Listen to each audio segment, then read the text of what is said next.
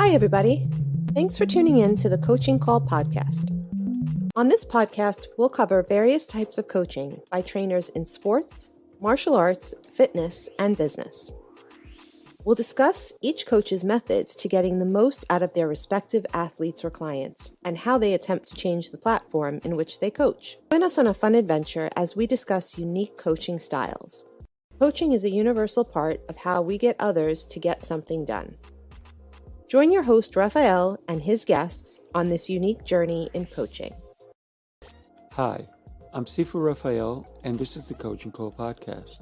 If you enjoy this episode, please subscribe and leave a review. This episode was made possible by listeners like you. Hi, everybody. Thank you for joining us. I am here with Brandon, and we have so much to talk about, Brandon, don't we? Yep, looking forward to it. Yeah. So, Brandon, you are, I guess, a marketing genius because you made yourself that. You were not born a marketing genius, were you? No. You got to learn everything about it because, I did not know much about all this stuff until I started educating myself about it. Right. So tell us your story as to what made you decide to get into marketing, to SEO, which is what your company is based on. What in your mind did you say, this is something I want to not only know, but I want to help other people with? So I just fell into it really. Wasn't planning on it. I Really? enjoyed like the entrepreneurial spirit. So I always wanted to have my own company or have my own business and went to school for business marketing. So Mm. did business marketing. And then after I graduated, got my first job. And that was doing digital marketing, which didn't really know much about digital marketing.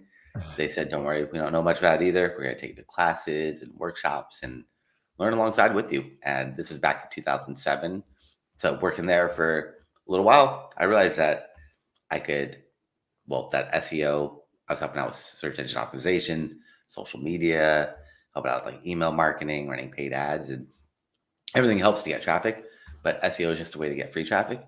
And doing SEO is a way to also get freelance clients where I could pick up clients here and there while I'm working full time and there's no conflict of interest. So while I was working full time at different companies, advertising agencies, I would be building up my business, working on the side Wow. after work, before work, during lunch, on weekends, and built it up to where I was able to quit my job and just focus on this solely. Oh, that's so cool. A lot of people talk about a side hustle, right? And sometimes a side hustle is so different from your actual current job, but your side hustle was exactly what you were doing in your regular job. So you were just building to create your own company, right? Yep. Pretty much for the most part, it was all the same thing. So what I was learning there at the company, I was taking it and implementing it on other businesses that were similar strategies with SEO. It's just Right. taking keywords that you put on one website and doing research to try to figure out what keywords to put on a different website, what type of backlinks, and just employing those strategies that worked from one client to another and just watching them grow and take off and get that traffic from Google. Right. One of the things that, and you and I, obviously, we understand what SEO means, but that's search engine optimization. And a lot of people may not be up to par as to what that is. They just think a website, that's it. And somehow the traffic gets there. But it's a lot deeper than that, isn't it? Yep.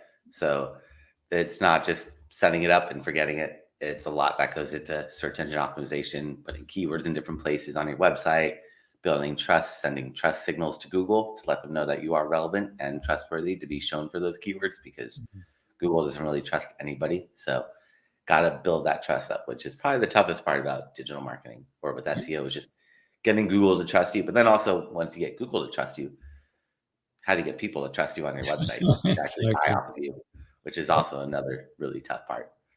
Yeah. So how do you get Google to trust you? Because Google is the biggest search engine, right? Yep. So to get Google to trust you, you have to do what are called build backlinks, getting other websites talking about you. The Mm. more websites that talk about you, the more trust Google gives to you. And then Google looks at the keywords on your website to figure out what to rank you for. But it doesn't really work the other way around. So a backlink is really just a clickable link from another website that points to yours. If you're reading an article on, let's say, the New York Times, and in there it says Brandon Leibowitz, and you click on that, and it goes to my website, I'd be getting a backlink from New York Times. So the more websites that talk about you, the more trust Google's going to give to you. But they have to be from relevant, authoritative sites.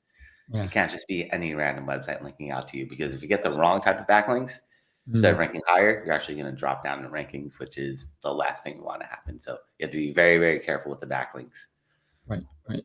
And technology has truly, truly leveled up, if you will, to what it was 5 years ago, even, right? So the things that we need to do even now, right? That's why an expert like yourself would be the right person to have someone help, to get more reviews, to get more looks at, if you will, right? Because when somebody goes to look for you and they type up your name and you don't come up, wow, Yeah, we have a problem, don't we? not a good thing, not a good sign, Right, especially if they're searching your name, because those are branded searches. right, So you need to be showing up anytime someone searches your name, your company name. If not, that's a really bad sign, because those are the easiest keywords to rank for, because there's no competition for that. You're your own competitor, right. unless you have a really, really generic name like John Smith or something like that. Then it might be a little tough. But other Right, than that, you need to be ranking for your branded terms. The ones that are tough are the non-brand keywords, the ones that don't have your name in it. So right, if you're like a restaurant and your name is like Hoff's Hut Pizza, you should be ranking for Hoff's Hut Pizza all the time. But right. the word pizza near me is your main keyword, because that's where you're going to get new people that haven't heard of you, haven't seen you before, and get those new eyeballs on you. It's amazing how I could go to a whole different state even and just type in those words, whatever near me, right? It's always near me. And I get boom, I get bombarded. Well, not bombarded because I'm looking for it, but I get all these links. And it depends on which one I click, right? What am I looking for? Is it a salon? Is it, to get a haircut? Do I want to go to a restaurant? Do I want to go to a movie? Do I want to look for clothing? Whatever it is, I can find, and it's near me. And how important are the words in your website to locate your facility? If you have a brick and mortar, I'm talking about. So, for example, my place is in Farmingdale. So, in my website, the word Farmingdale is everywhere so that people can find me, so that Google searches are coming in, right? But also, how important is it to put it in the title? How important is it to put it in the footer? To put it in almost everything where you're located? It's important, but you don't want to overdo it. You No, don't of want to course, put of it course. too many places. So you want to have that balance of putting in places that are relevant, but you don't need to put it too many places, because if you put it too many places, it looks a little spammy. If you don't have it anywhere on your website, then Google doesn't know that you offer it in Right, that location. So you have to put it on your website. If it's not on your website and you're wondering why you're not ranking, it's because you don't have those keywords on your website. If you don't have those keywords on your website, it's gonna be really tough.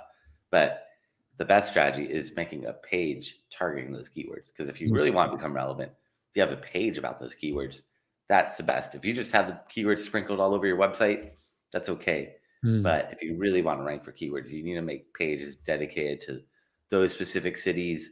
So if you're targeting 4 or 5 different cities, you need 5 different pages, or a page for each city targeting that specific keyword. Because if you don't have it, you don't become the most relevant. Google's going to say, oh, this other website has a page dedicated to this keyword. Let's show them, because mm. this page is all about what that person's searching for. It's all about relevancy. The more Right, relevant your website is, the better. The more relevant that page is to the keyword that someone's searching for, even better.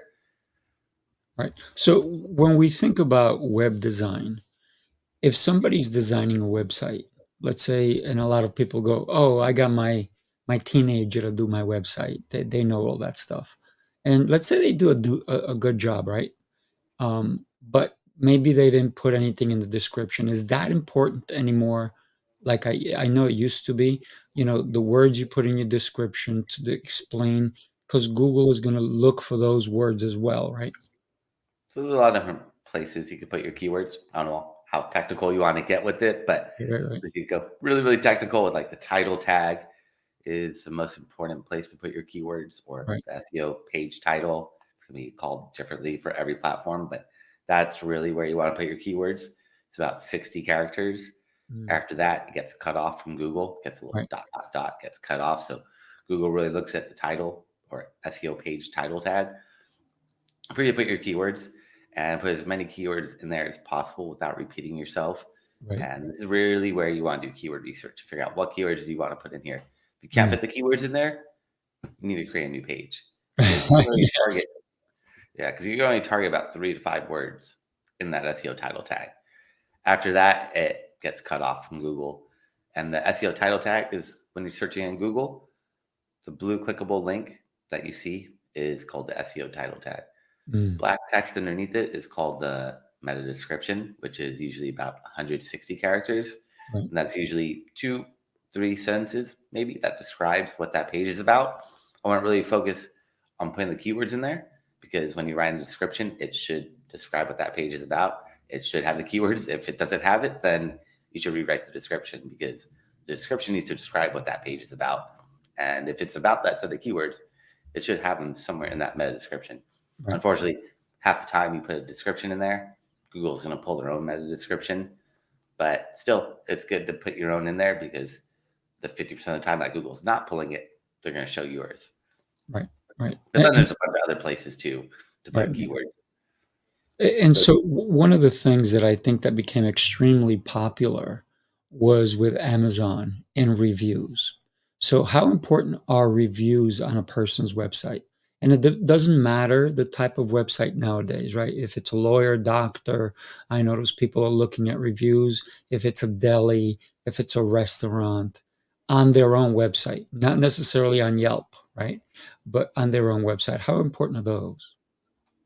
For SEO and ranking on Google, reviews don't really matter that much. Really? But for Okay. people going to your website, it definitely Right, helps out.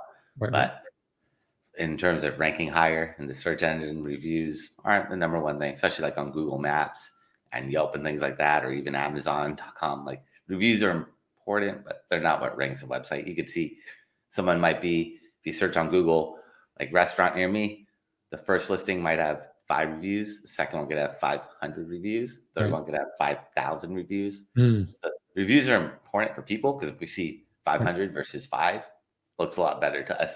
But in terms of ranking, that's not the biggest factor. There's a lot of other variables that go into it. Mhm. And so that's where we talk about like the web crawlers, if you will, right? The spiders that come out and take a look at your site. So if somebody creates a site, right, they also have to submit to Google, right, in order to get ranked, or does Google just come out of nowhere and find you? Both. Google has what are called spiders that go around crawling the internet, Right. looking for all the different pages on the internet. So sometimes they'll find you, sometimes they don't find you, because there's a lot of pages on the internet for them to go through and crawl, Right. and they only have so much time and so much space. And the way to hopefully get them to find you is just build a good website, write good content, and once people build backlinks to you, Google will find you. But sometimes you have to give them that little nudge, and Mm, you can create what is called a sitemap.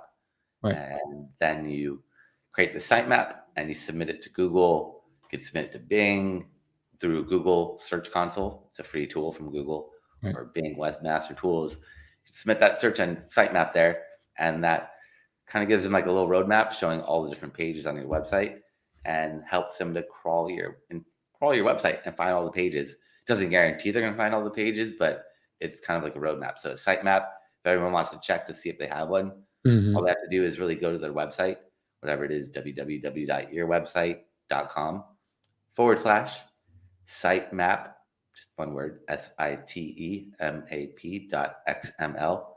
And if a sitemap appears there, they have one. If not, it might be a different URL, but 90% of the time, if they go to mywebsite.com/sitemap. They could sitemap.xml. They could find their sitemap, see if it's there.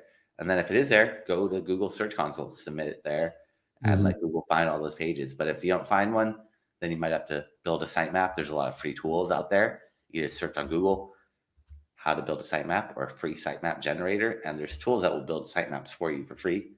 And then you add that sitemap to your website and submit it to Google. Mm. That's a great advice for anybody who's not there and they're saying, what? What's he talking about? How do I do that? Well, this is why you're going to contact Brandon. He's going to help you with that, right? So, one of the things that we're talking about is websites, and now that could be either a company website or a personal website, right? So now let's get into what branding is all about, because you can have two kinds of branding, right? You can have a business brand or a personal brand, and I notice a lot of people nowadays are going for the personal brand. Even though they have a website, even though they have a business, they're still trying to, and everyone is talking about how important your personal brand is to drive traffic to that website. So let's talk about personal branding. And a lot of personal branding comes through social media, right? So when we think about social media, what are the top platforms? Because the other day I was talking to some teenagers and I said, yeah, just go to Facebook. They're like, ew, that's for my grandparents. Uh, So, and then of course the teenagers are going to go to Snapchat, they're going to go to different things. Where, and first, I think one of the most important things that we need to know when we're talking about our brand is, where do we want to be seen, right? yeah, you got to figure out who your audience is and Yeah, where are they. That's number one, is right. who's your audience, what platforms are they on, and how do I put myself in front of them? Because you don't need to be everywhere. You just need to really be where your audience is at. That's number one, especially with social. See people spending too much time trying to be on every platform, but it's not what's the most popular platform. It's what's the most popular platform for your audience. So you just got to try to take a step back and try to think, if you're looking for your product or service, what platform would you be going on? Instagram, Twitter, LinkedIn, YouTube, Pinterest, TikTok. There's so many of them out there. It's just trying to figure out really who that audience is and where are they. Yeah, absolutely. We have Surab who says, "Thank you for appearing." So thanks for showing up. That's half of the thing, right? When we think about how we present ourselves, right? Showing up is not enough, right? We have to have all these bells and whistles, if you will. And a lot of this SEO is not seen. A lot of it is, like you talked about, backlinks, keywords, and you don't necessarily, you go to a website, you don't see those things. And when you go to social media, how do we get seen if we just, let's say we've never posted and we go, that's it. I'm going on social media. Today's my first day. I post and I get the big zero. Nobody noticed. How do we change that from a big zero to a big 10 to a big 20, 100,000? How do we get seen on social media? It's not keywords anymore. It's hashtags maybe, right? But some platforms don't even care about hashtags. So what's the secret sauce that we need? I want to see you get excited about this, buddy. Yeah, no, it's tough to get any engagement nowadays. Mhm. Unfortunately, most of these platforms are pay to play platforms where you have to advertise, spend money, because if you do get an audience, let's say on Facebook, you get 100 people that like your Facebook page, Right. but you spend all this time building up all these people that like your page. You post on Facebook, only 5% of those people will ever see what you post without you having to advertise to show the rest of your audience that Mm. post. So essentially, they're really pay to play platforms. Like even Instagram has maybe 30% reach. Facebook owns Instagram, so they're dropping that reach. They all have algorithms, so it's not chronological anymore. When it was chronological, it was a lot more easy to get that Mm. visibility, get that engagement. But with these algorithms, it's a lot tougher. So there are little things you could do, like putting hashtags, which are essentially putting the pound sign in front of a word. And that makes it a clickable link or a searchable way for people to find you. But really just providing good content, providing value is going to be the best. If you're just talking about yourself, no one really cares. But if you're offering value, that's where people are going to care. So if you have a really good content, that could get to be shared by people. So make sure your content is good. You're not just promoting yourself, but offer value. That's so very important. And not many people do that. Yeah, yeah. So how is it crossing platforms? Like, for example, let's say, and TikTok is become a big one, and TikTok has truly grown as far as you know, even its value in the market, right? But it has grown where in the beginning of it, it was just teenagers running on it, right? And then somehow people decided, wait a minute, this is good for business. And people are like, well, I really don't dance. I really don't like throw my hands up and act silly. How do I get on there for my business or my personal brand, which is a little bit more serious than I would for teenagers? So I've seen that happen, and people are now posting videos on like carpentry, cooking, music, all these different venues as well. And then they're promoting themselves to go to their website, to go find them in other platforms. What is the best practices you would say for someone to cross platforms? Well, ultimately, all these platforms are just a way to get traffic to your website. So you got to really just offer good value, offer good content, and lead people onto your website because most of these platforms close it off where they don't want people going to your website. They want to keep you on that platform because once you leave that platform, you're gone Yeah, and you're not watching any more ads. You're not making that platform any more money. So they don't really make it the easiest to leave. Some of them make it easier than others, but like Instagram makes it really tough. You're kind of right, locked in there. There's not too many ways to leave Instagram. Whereas like with Twitter or Facebook, LinkedIn, they have a lot of clickable links. So you can leave those platforms. right, But it's really just, again, putting value out there, putting good content, leading people onto your website. But social is usually a way to build trust. So once someone has found you on Google, then they're going to check you out on social to make sure you have the social proof, you have reviews, you have status updates, you're active, that you're really a real business. It's a way to put a face behind the company, social mm, media. That's right, really what it's used for. So as long as you're putting good content out there, putting good value, hopefully they've already found you on your website and they're just vouching for you on social. But you never know how they're going to find you. yeah, yeah. One of the things that I'm always looking at is the different content that people are putting out. I mean, don't get me wrong, some of it is just junk, right? And then some of it is real valuable. And then you're like, wow. And then you have to understand that even on some of these platforms, when you follow someone, it's you start to follow them, and then either the content remains good, it was just that one content they did, and the rest is crap anyway. But so tell me how important is even to create a link tree on your social media. Well, Linktree is just the boxes, I think, where they could click it and it Right, just pops up a bunch of boxes that go to other websites. But that's another step that people have to take right, to get to your website. Ultimately, you just want to send people to your website. right, You don't want to take people from Instagram to Facebook. You want to take people from Instagram to your website because you own your website. That's yours right. forever. You get full control. So the link trees are okay, but it's just too many options. Like you Mm, give someone 50 different links to click on, they don't know where to go unless you're the New York Times and you say, right, here's my link tree. Each one of these is a blog post or an article that goes to that. That makes sense. But if you're just like, here's my Facebook, my Instagram, my Twitter, my YouTube, my Pinterest, most people don't care about it. It's too much. They're on Instagram. They want Instagram. right, They don't want Pinterest. They don't want LinkedIn. They want Instagram because that's where they're at. And they might not even have profiles on all these other platforms. You just want to ultimately send people to your website. That's really the main goal is you own that website. You have full control. Everything else, you're really just renting space off Instagram or right. Pinterest.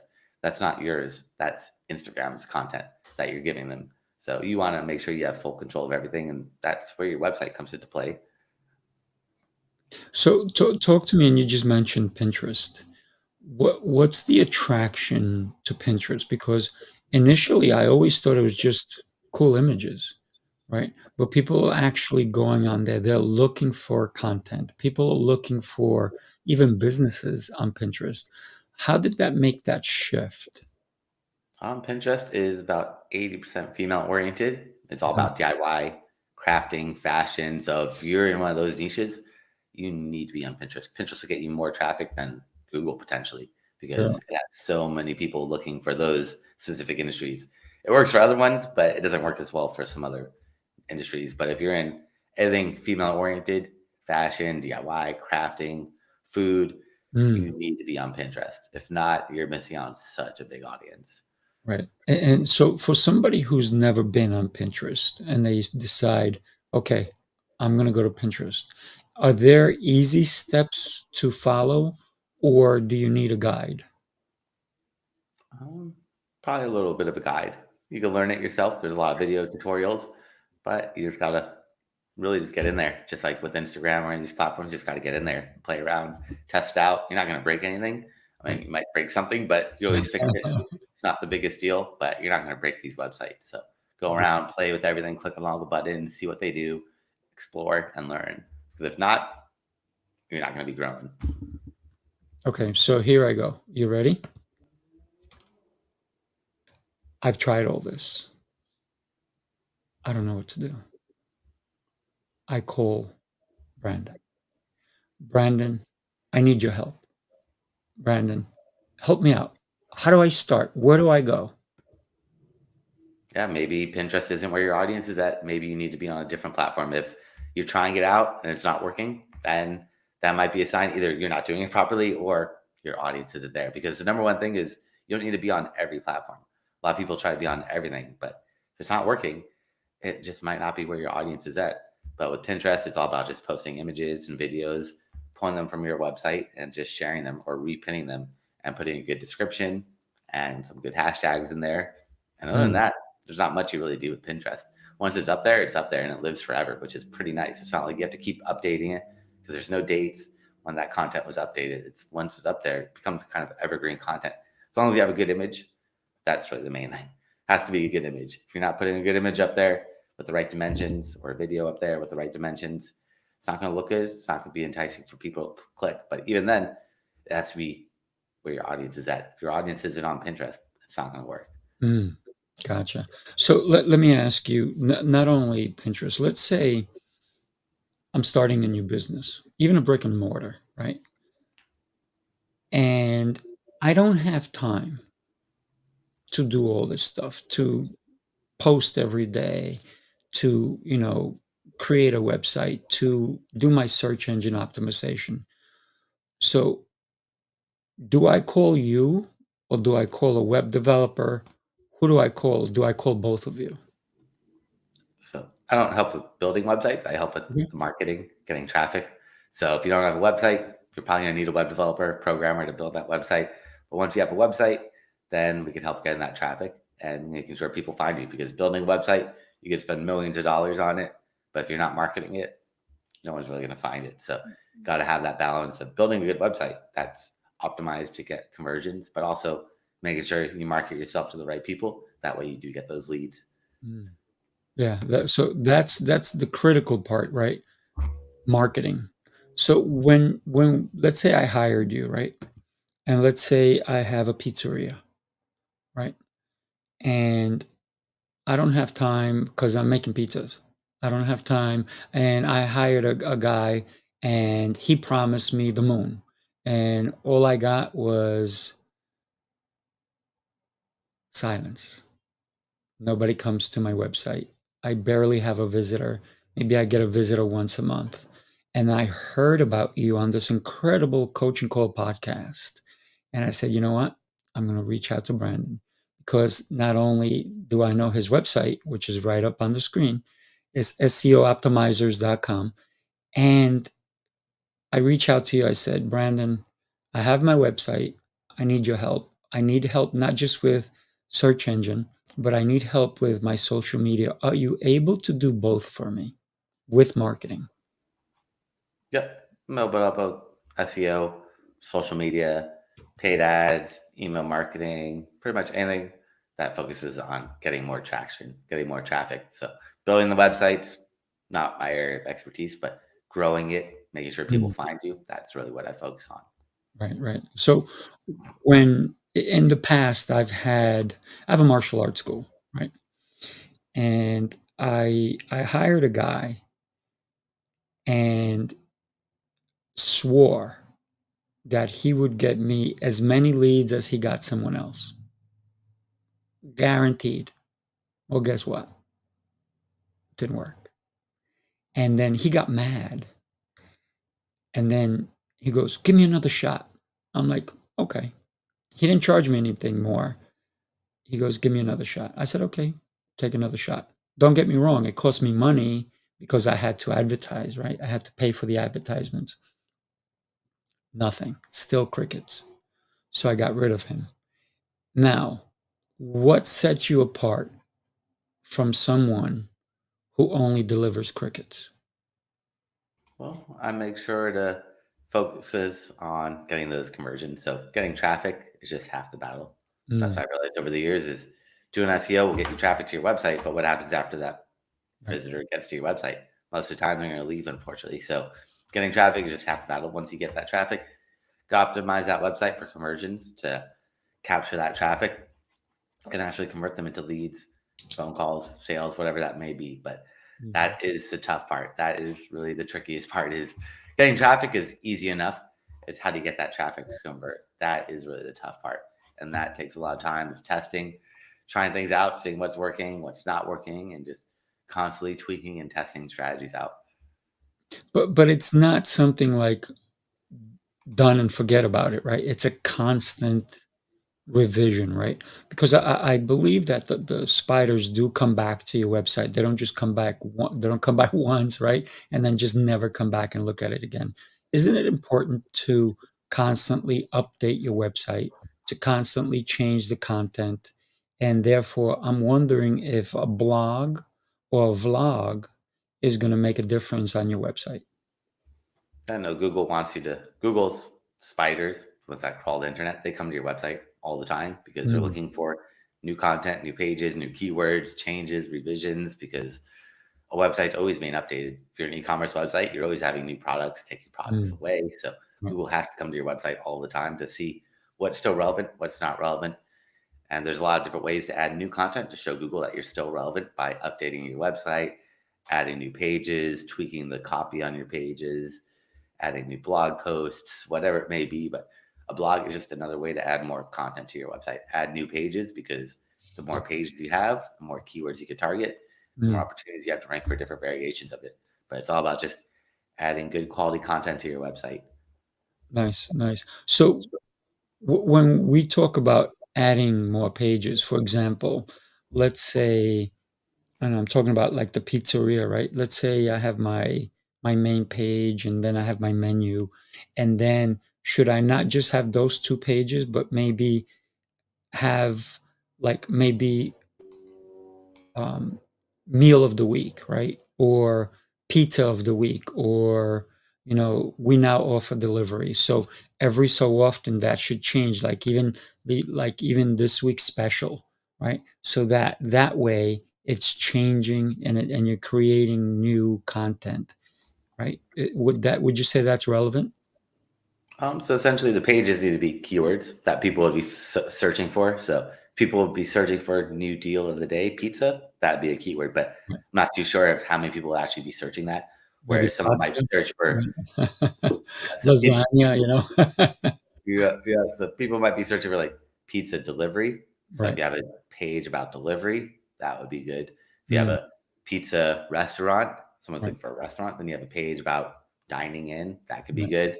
Then you have a page about the different type, like if you have like gluten free or paleo or all these different ones that are out there. Right. You Right. can put those in there if you want, but it's all about doing keyword research to figure out what people actually search for because you don't want to just create pages to create pages. You want to create pages that have search volume that people are going to be searching for you, and that makes sense. So maybe you look at your competitors, see what type of pages they built out. That kind of gives you a strategy of what they're doing. Doesn't mean it's right, but it'll give you some ideas. Let me ask you, how important is it for us to have a, a, a a person like yourself helping us out? Is it, I mean, I know we can all do it ourselves, right? But I think that by having an expert is just going to relieve us from that duty so we can take care of other things that are important for our businesses, right? So, for example, I got to make the sauce, right? I don't have time to go look for keywords and all these things. And then here's the other question is I asked how important it is to have someone like you on my team, right? But then what if I do have time? How do I find the relevant keywords? Is there a search that I should do? Is there a Google tool? What do I do? And I know I got to hire you. I got you. Yeah, no, there's a lot of different ways to do that keyword research. It just depends on your strategy, but one I like to do is just search on Google for your keywords. See who's on that first page of Google, not the ads, but right below the ads. So skip over the ads, but when you search on Google, you'll see that blue clickable link, which is that SEO title tag that we talked about earlier. Mhm. That's where everyone's putting their keywords. So if you really want to quickly spy your competition, search in Google, see who's on that first page of Google, and look at those blue clickable links. Look for patterns, look for words that you might not have thought of, and make a list of all these words.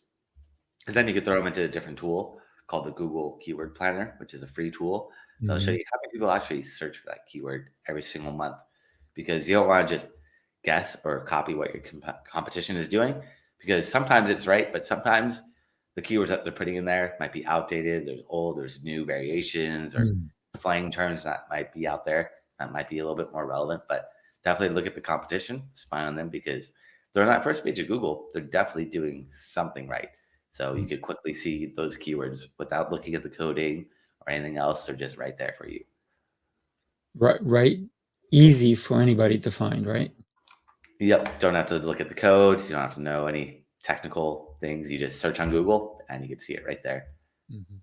No, that's awesome. That's awesome. So I'm gonna. I know that you have a gift for all my listeners, and I appreciate you doing that. I'm actually gonna throw it up on the screen and have everybody just go check it out because tell me about this gift, right? I think it's really cool that you're doing this, and I really appreciate you doing that.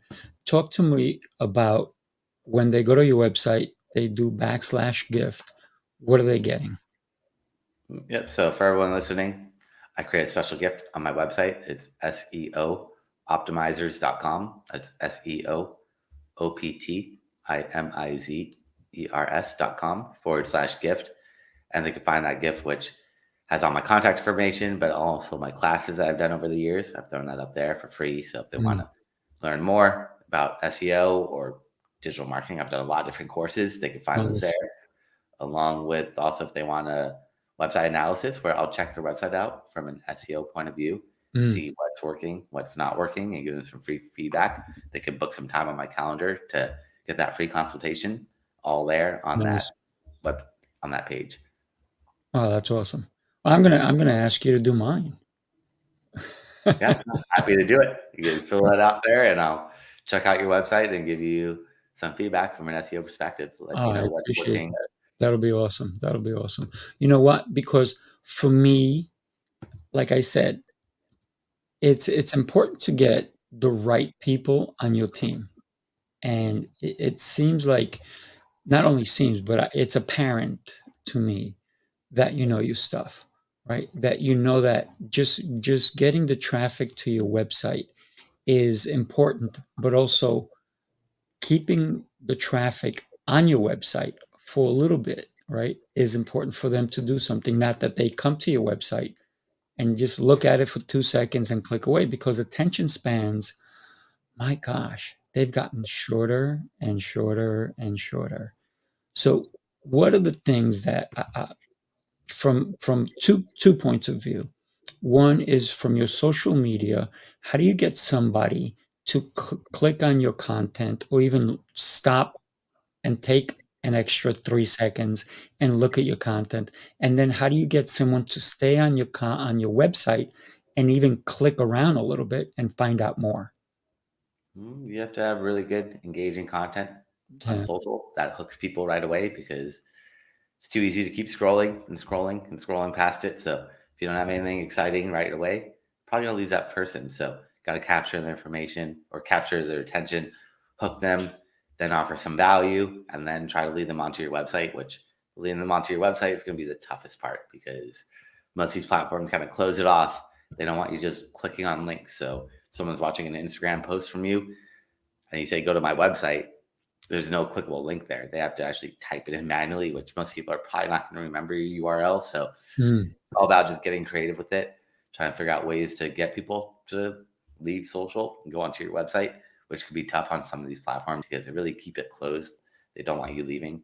But as long as you offer some value and keep them engaged, then you could even potentially run some ads to mm, follow people around that have been to your social platforms. So it keeps yourself top of mind to them. So they see you all over the place. And from those ads, they could probably click onto your website and go directly there.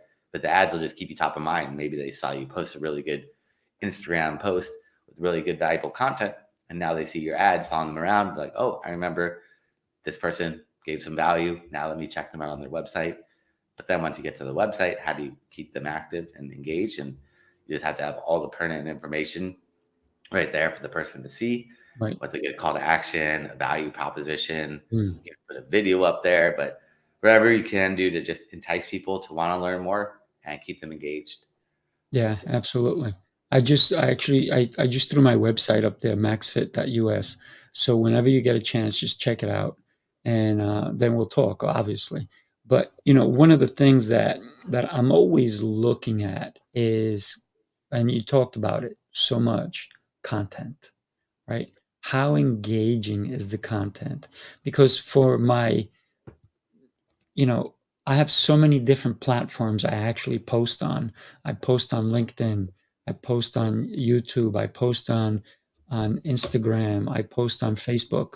And all these are like I'm sharing content, but I'm not asking for anything. I'm just sharing content to try to help people along because I'm doing fitness videos and I just want people to have a better life. So that's all. I don't even ask for anything. I don't tell them to go anywhere. I just say, check this out, do this, have fun. So, but I've been doing that. Today's day 228. The reason I'm doing that is because I want to make an impact on people. But then maybe somehow, maybe people will say, you know what? This guy keeps posting stuff. Maybe I'll see what he actually does do. He does teach martial arts. Let's go check that out, right? So when it comes to giving without asking, how beneficial is that for someone like myself or anyone else who's doing it? Yeah, you got to give. If you're just asking, no one's going to listen to what you're saying. But if you give, then you're going to keep them interested because you're giving good advice, you're giving good tips, giving useful content. So just give, give, give. Don't ask. If you start asking, you lost them already. Yeah, yeah, exactly. One of the things that, and the reason I started Coaching Call is because during the pandemic, everyone became a coach. I mean, everyone. I mean, it was getting a little ridiculous when I was getting about 1,000 emails a day. And I'm a coach and buy my program, buy my program, buy my program, buy my program. And I didn't even know who they were. And then sometimes, even if you were interested in the program, once you gave me your email, my gosh, you had to go unsubscribe, right? Because it was a bombardment. So I started doing this coaching call because there were so many people who claim to know their stuff, but they actually didn't. They just learned it like the week prior. So that's why I'm so happy to be talking to you because you've been doing it for a while. You not only you didn't know it because the company that hired you said we'll learn this together, and man, they took a chance on you and you ran with it, which is really cool when you think about it, right? Because you didn't know that you didn't have the knowledge, and neither did they. But they took a chance on you and said, let's do this together. And you kept it going. You could have just said, okay, I'm going to do this is just because of this. Tell me, is there a passion now that you've been doing it for so long? It's like not only second nature, but do you constantly continue to learn? Because it changes, doesn't it?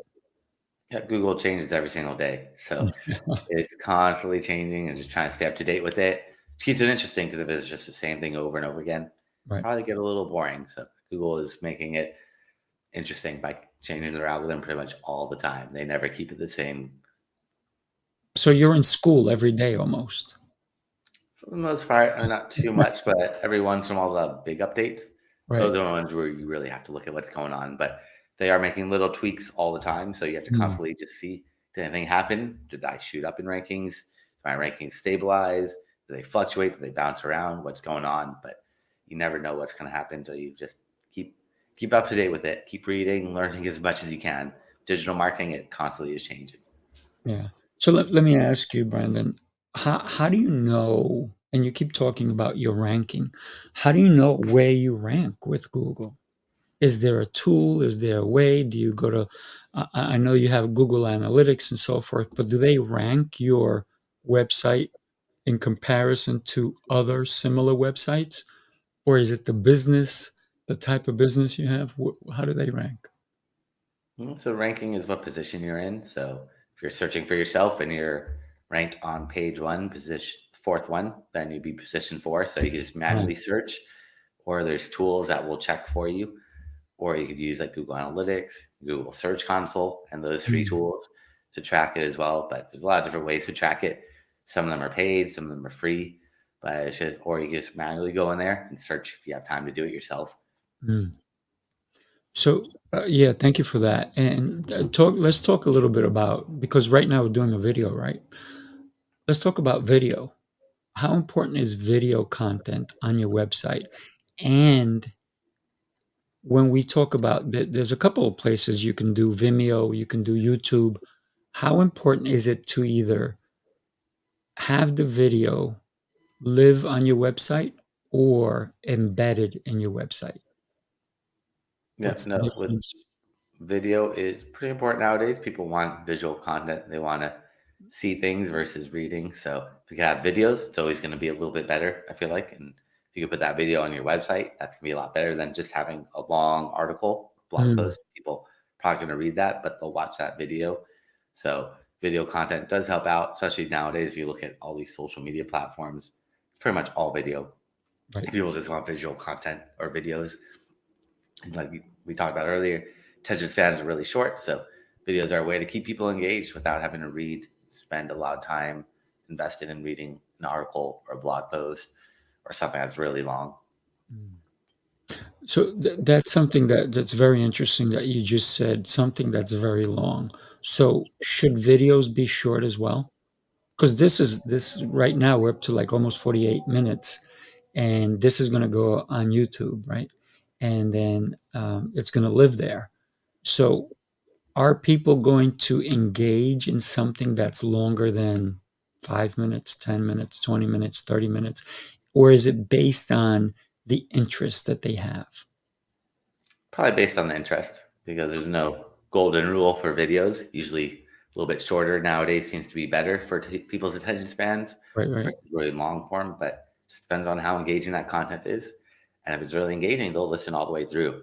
But if not, they're going to drop off. So that's where you got to watch the drop offs on the videos or the audio version, see where the drop off is. Are people coming back after they drop off? Or are they just leaving and not coming back? Mm. You got to just look at the data because everyone's going to be a little bit different. You just got to see how receptive your audience is. Right, right.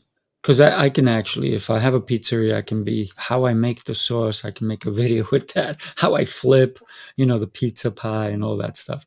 So yeah, I think it doesn't matter the type of business that you have. Even an auto mechanic can have a video of like, hey, when you drive up, this is what you're going to see. And this is our guys. Meet Tony. He'll change your tires for you. So that kind of content will probably attract someone more because they're putting a face to the business, right? Yep, it helps a little bit more putting yourself out there. I think people see who you are, Mm, who who's behind the business. It's not just a company, but we're actually people here to help you out. So putting right. a face behind it with social, video, all that helps out. But if you're just filming a video without yourself in it, it doesn't really help out. So you got to film yourself. Yeah, yeah. So it's that personal brand, even in the business, right? I mean, if you think about it, right? Yep. The Yep. It's big putting a face behind brands, the company and you are that face behind the company. So putting your face out there and letting people know that you are not just a website, but you're actually people, humans that are here to help out. Right. But let's think about two brands, right? Apple, iPhones, and Hershey's Kisses. We knew Steve Jobs was behind Apple. Who is behind Hershey's Kisses? We don't know. But they're both popular. So I guess it's the way that the message is brought forth, right? Because I mean, Steve, besides being brilliant, he definitely changed the way technology is viewed today. Yep, he had a big impact on it, but Huge. it just depends if you want to put yourself out there or you want to just be anonymous. I mean, back when Hershey's Kisses was around, they probably didn't have social media to put the face behind the company, so they But had to they're build still it. around. But maybe like 100 years ago when they were first out versus Right. Apple's been around a little bit newer, so they're able to Right. get people to kind of get the people talking about it. Word of mouth spreads a lot easier versus 100, 200 years ago. Right. It's probably tough to spread the word about who Mr. Hershey was or whoever that person is that created this candies.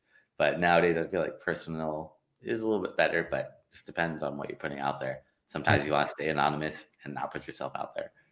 Yeah. No, listen, wow. You've given us so much to think about. And listen, everybody, I'm going to have Brandon look at my website. If you have a website, have him look at yours too. So once again, he's giving you a gift. You can take a look at it and then reach out to him. If it means that you're going to increase your traffic even by 10%, it's worth doing. What are your thoughts on that, Brandon? No, I would recommend checking it out, and I could give you some feedback and let you know what's working, what's not working from an SEO perspective, and help you try to get more visibility, more exposure, more sales and leads that come into your website. Awesome. Awesome. Man, you are exceptional. Thank you, my friend. I really, really appreciate you. Any last words for anybody? Just keep working at it. Don't get discouraged if you don't see that traction right away. Just keep pushing at it, and you'll see that growth coming up. Perfect. All right, everybody. Thank you. And everybody have your best day ever. Brandon, enjoy, my friend. Thanks for having me on. All right.